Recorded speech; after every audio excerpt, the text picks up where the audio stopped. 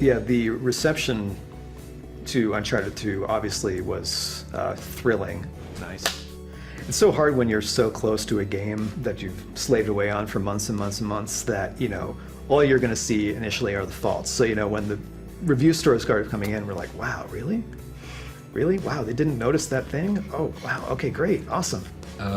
Like getting like so many Game of the Years and like just all those perfect scores and whatever, just so much praise for one game.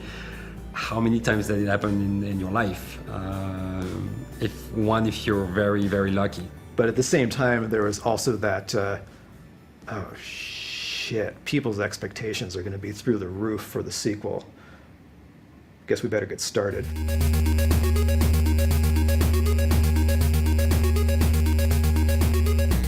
Okay, so we just wanted to go through everything now that we have everybody here and just sort of see where everything stands, because we had the marketing meeting last week. Everybody loves the direction of the trailer. Nobody had any real changes except for, you know, just make it look pretty and get it finished. So at this point, we're just going to try to start nailing down some of the details.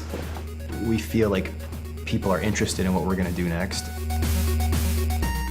And so we wanted to make a piece that sort of suggested, like, this is where the game is going.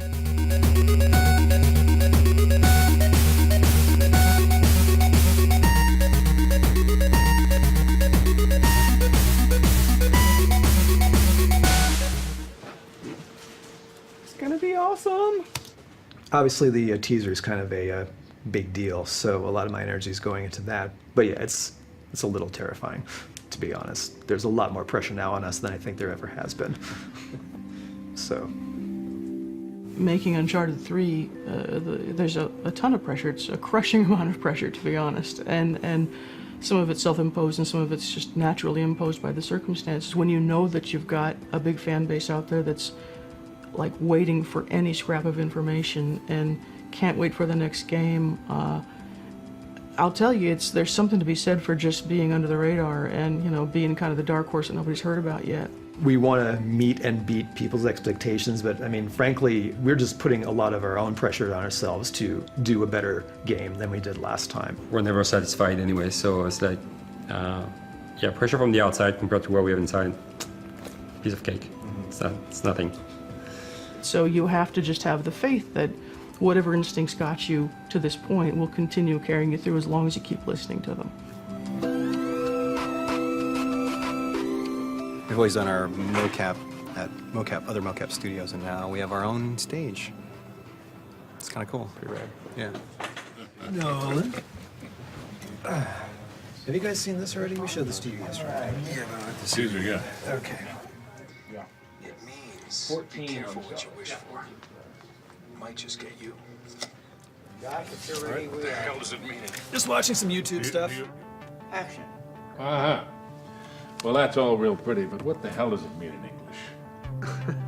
It means be careful what you wish for. It might just get you. Did you know how popular it was going to be when you stepped onto the project? I had no idea what it was. I remember just going to the audition. I was just in one of those great moods, and here I am sliding over the thing and jumping, knocking over chairs, and I didn't care. I didn't know what it was. It's a TV show. I thought it was a voiceover job. I didn't really know, but I was just in a good mood. And then they hired me. I'm like, oh, great, whatever. And then we get into it, and you realize what it is, and you start going.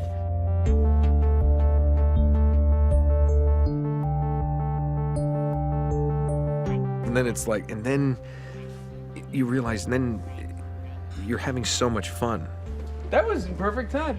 And I was given so much freedom. It was one of the first times in my career that I was given the freedom to really contribute and help create this character from my own personality.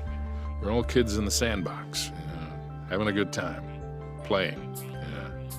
And that's why, you know, the old name of, the old title of actors was players. And that's what we're supposed to do. We're supposed to play like this is real.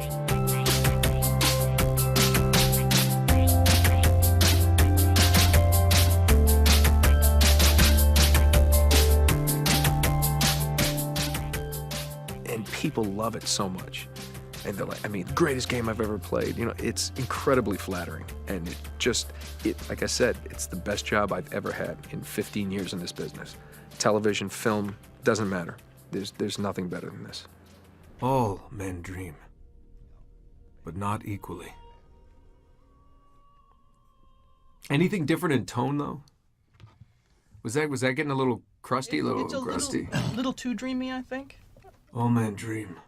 Yeah, well, yeah, but be not careful. equally. Careful about don't get too crusty, because this is the first time Drake's voice is going to be heard in this trailer that's going out at the Spike VGAs, basically. So you want to make sure it's all recognizable.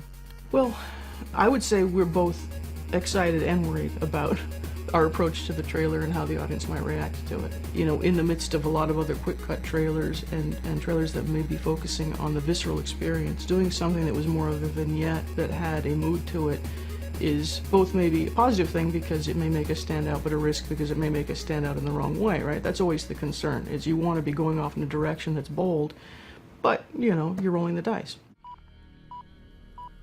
This I did.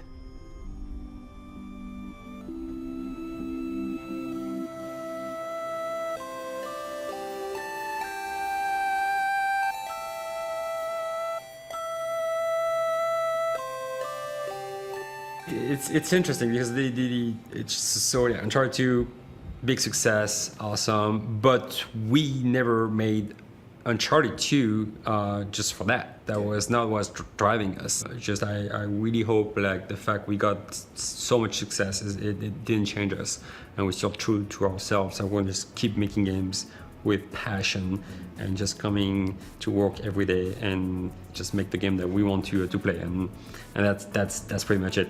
What comes after that, we'll see.